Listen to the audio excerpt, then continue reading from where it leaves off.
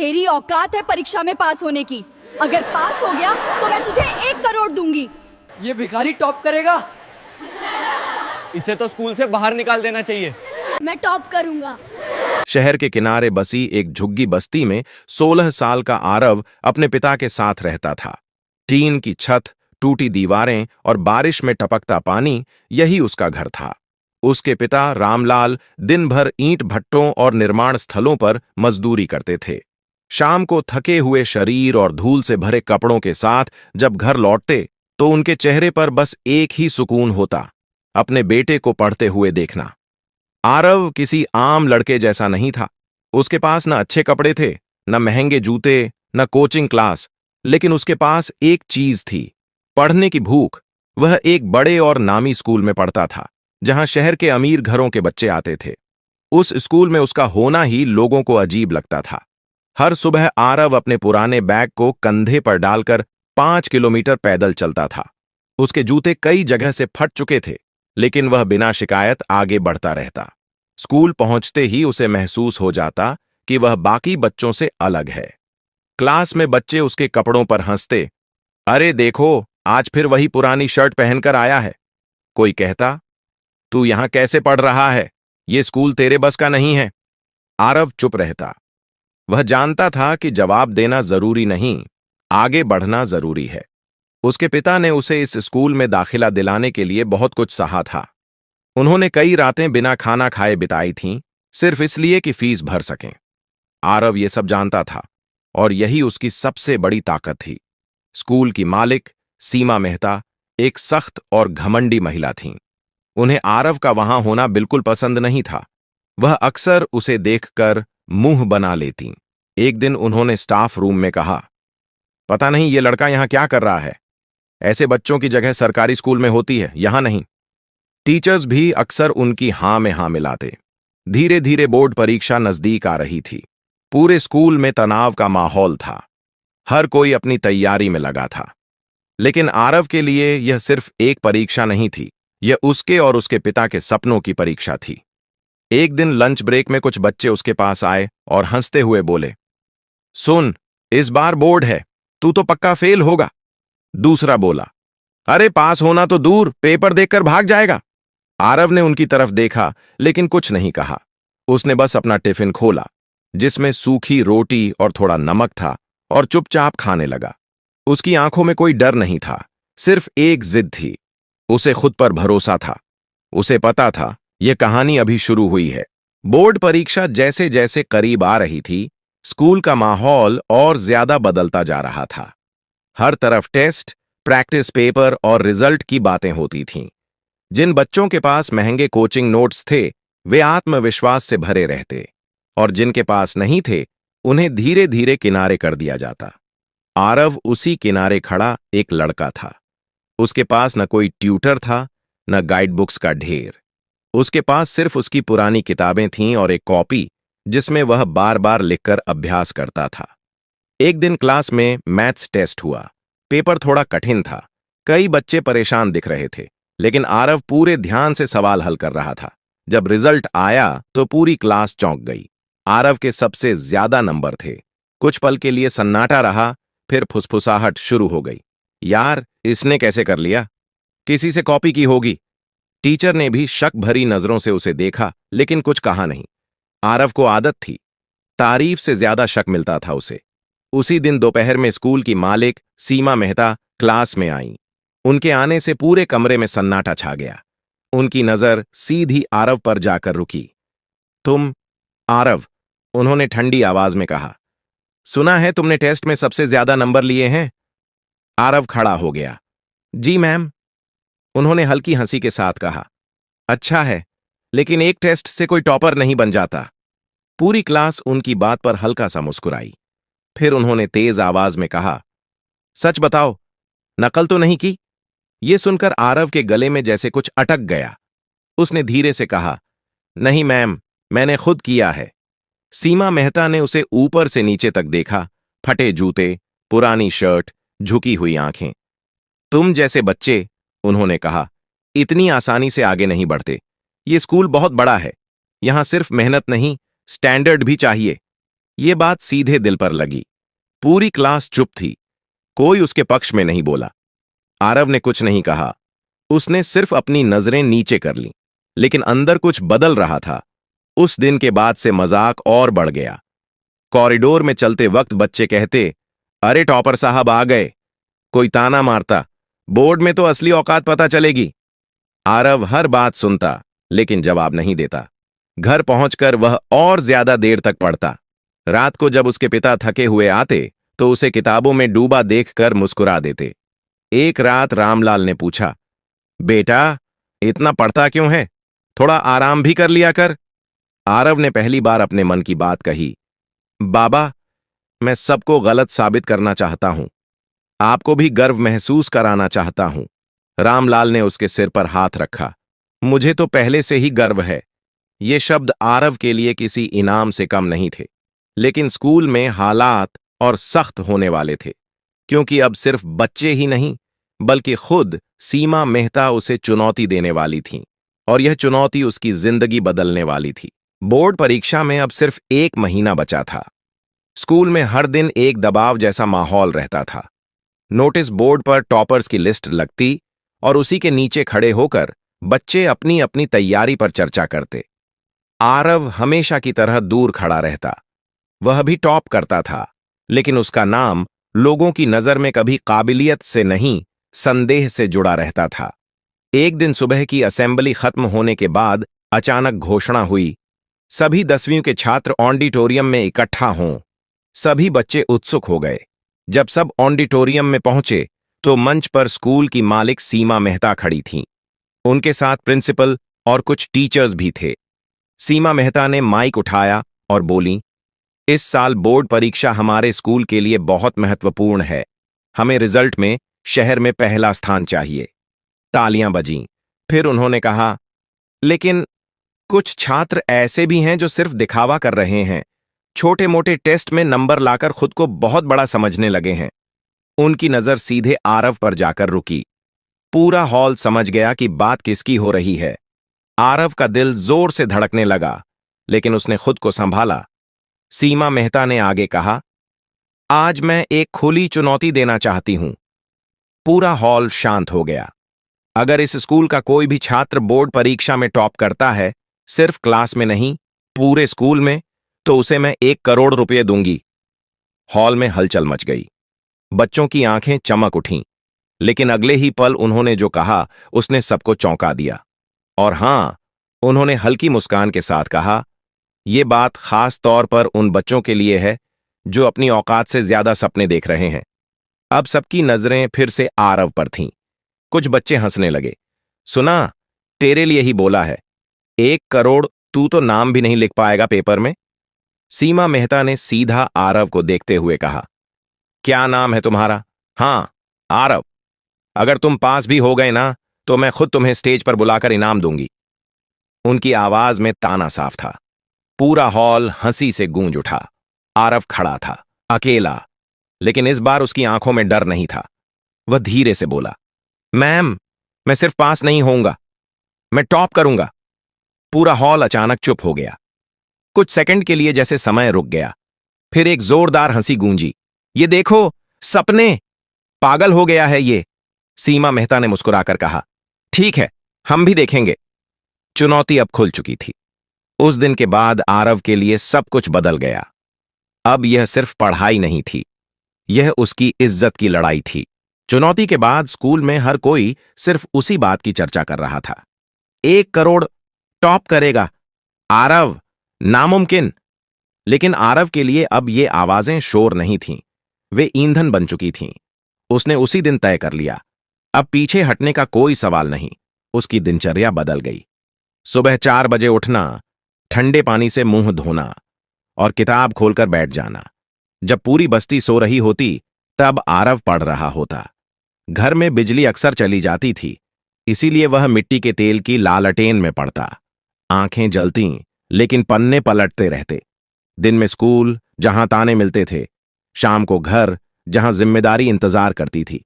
कई बार वह अपने पिता के साथ काम पर भी चला जाता, ईंट उठाना, रेत भरना, ताकि घर का खर्च थोड़ा हल्का हो सके। एक दिन काम करते करते रामलाल ने पूछा, बेटा, इतना सब संभाल पाएगा ना?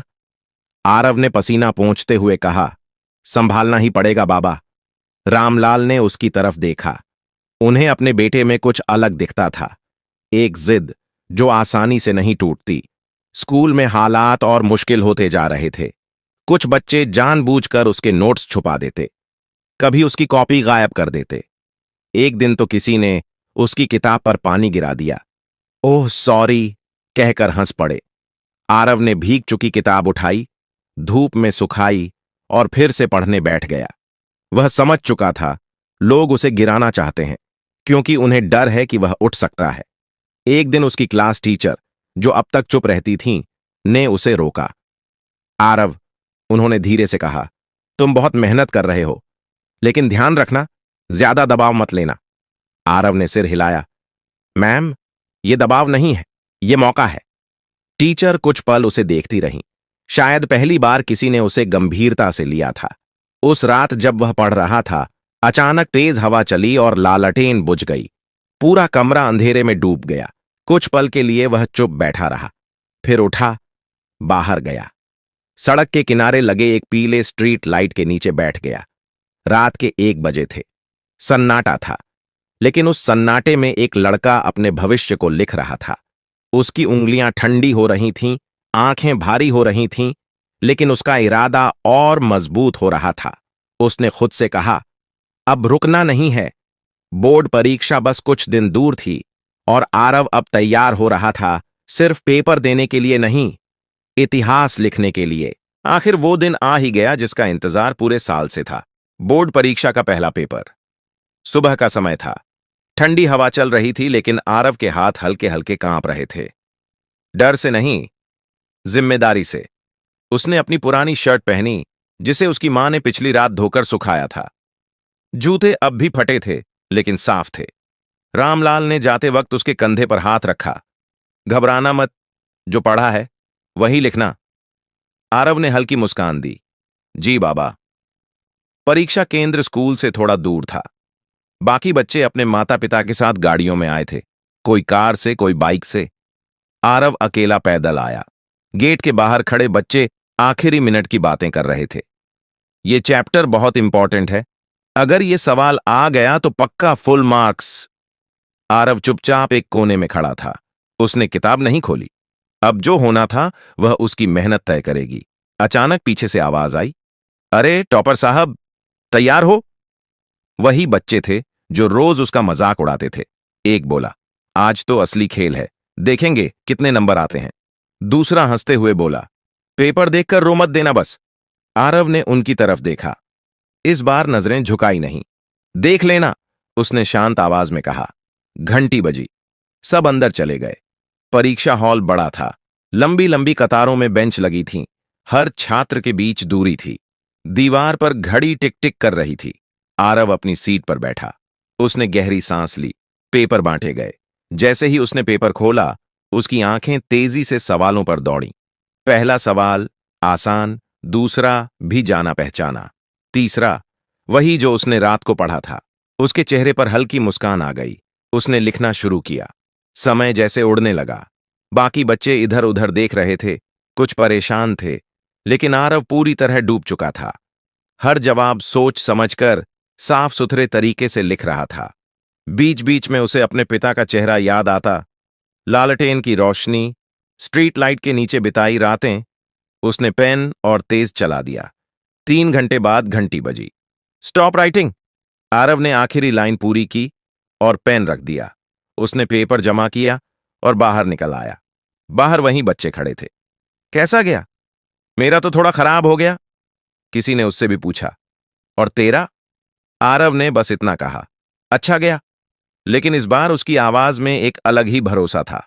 यह सिर्फ पहला पेपर था, अभी कई और आने वाले थे, और हर पेपर के साथ आरव खुद को साबित करने के और करीब पहुंच रहा था।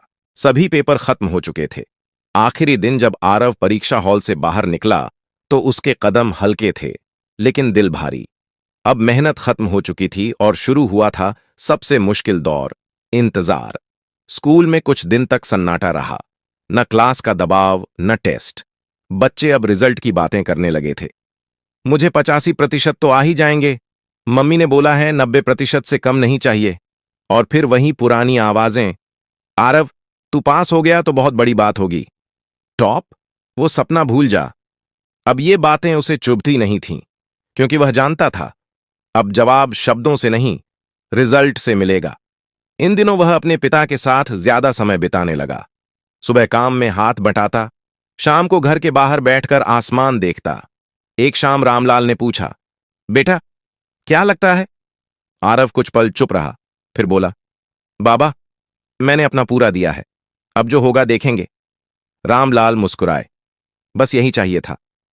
उधर स्कूल में एक अलग ही माहौल था। सीमा मेहता अक्सर स्टाफ मीटिंग में कहती, इस बार हमें टॉप रिजल्ट चाहिए और मुझे पूरा भरोसा है कि हमारे असली टैलेंटेड बच्चे ही स्कूल का नाम रोशन करेंगे। उनका इशारा साफ था। एक दिन उन्होंने प्रिंसिपल से कहा, उस आरव पर नजर रखना, कहीं कुछ गड़बड़ न करे। प्रिंसिपल ने हल्के से सिर हिलाया, लेकिन उनके मन में अब पहले जैसा भरोसा नहीं था। उन्हें याद था वही लड़का हर टेस्ट में अच्छा कर रहा था। धीरे धीरे रिजल्ट का दिन नजदीक आने लगा। पूरे शहर में एक अजीब सी बेचैनी थी।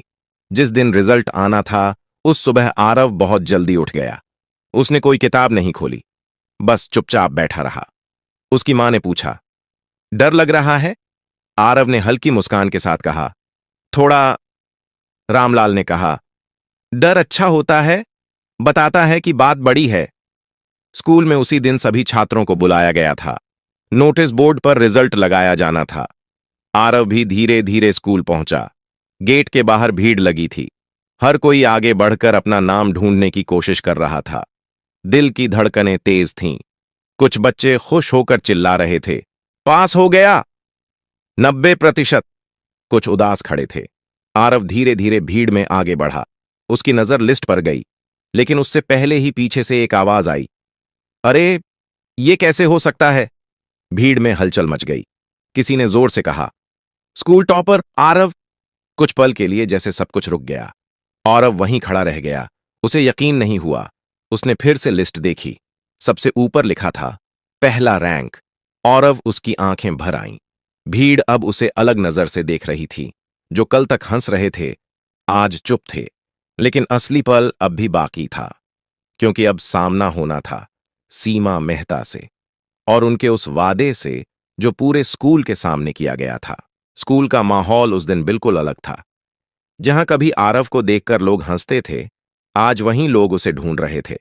नोटिस बोर्ड के सामने भीड़ अभी भी लगी थी, लेकिन अब फुसफुसाहट का विषय बदल चुका था। यार, सच में टॉप कर गया। इतना शांत रहता था, पता ही नहीं चला। आरव अभी भी वहीं खड़ा था। उसकी आंखें बार बार उस लिस्ट पर जा रही थीं, जैसे वह खुद को यकीन दिला रहा हो कि यह सपना नहीं है। तभी प्रिंसिपल ने माइक पर घोषणा की, सभी छात्र ऑडिटोरियम में आएं, हमें एक विशेष घोषणा करनी है। कुछ ही मिनटों में पूरा स्कूल वहां इकट्ठा हो गया। मंच पर प्रिंसिपल, टीचर्स और बीच में खड़ी थीं सीमा मेहता। आज उनके चेहरे पर वो आत्मविश्वास नहीं था जो पहले हुआ करता था। प्रिंसिपल ने माइक उठाया, इस साल हमारे स्कूल का रिजल्ट बहुत शानदार रहा है और हमें गर्व है कि हमारे स्कूल का टॉपर है आरव। पूरा हॉल तालियों से गूंज उठा। आरव को मंच पर बुलाया गया। वह धीरे धीरे सीढ़ियां चढ़कर ऊपर गया। वही पुरानी शर्ट, वही साधारण रूप, लेकिन आज उसमें एक अलग ही गरिमा थी। सीमा मेहता उसके सामने खड़ी थी। कुछ पल के लिए दोनों की नजरें मिलीं।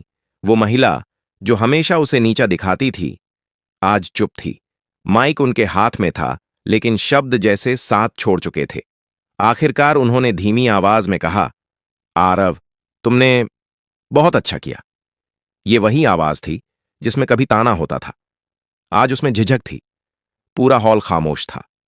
फिर अचानक पीछे से एक आवाज आई, मैम, आपने 1 करोड़ का वादा किया था।